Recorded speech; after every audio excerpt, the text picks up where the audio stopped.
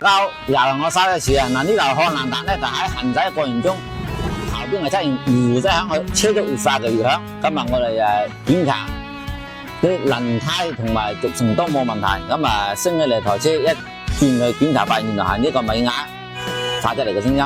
咁我哋而家測檢查係佢入邊兩個軸承都壞咗嘅，呢度菠蘿子嗰兩個，呢個同埋呢個，因為呢個係喺傳動度直接出嚟嘅。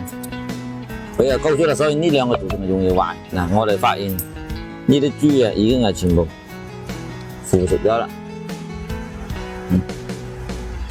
咁好似呢啲咁嘅齒能冇問題，但係就係兩個軸承，我哋直接更換兩個軸承就可以啦。咁我都建議車主連埋呢兩個都一齊更換，但係車主佢話呢台車都唔係用好耐嘅，今日直接更換兩個就可以啦。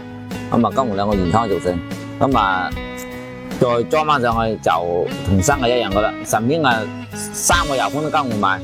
我哋裝軸承嘅過程中盡量唔好話用錘打，我哋係用呢個工具壓入去嘅，咁樣裝入嘅效果咧就同新嘅一樣噶啦。如果你直接打咧，個軸承好容易打變形，佢用一段時間一樣又會損壞嘅。所以我哋裝配過程中一定按標準拿去操作，而且我哋調呢度要調啱啲墊片，呢個去新軸承，我哋加多2個墊片落去，調到合適嘅間隙，裝上去就可以噶啦。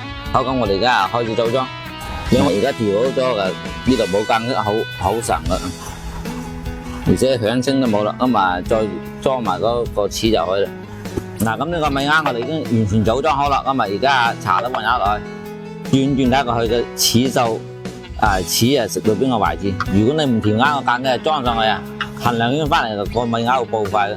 咁而家轉，嗱佢食到嘅位置啱好。咁依家裝上基本上同新嘅一樣啦。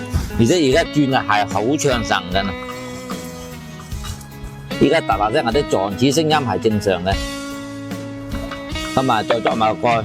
裝翻上去就可以啦。而家嗱，咁呢台車嘅米罌我哋已經係裝咗晒啦。咁而家流時之前呢就到70到80就開始呼聲響噶啦。車速越高呢就越響嘅。咁而家已經個米罌裝晒膠油噶啦。咁而家試睇個電下冇嗰種烏聲。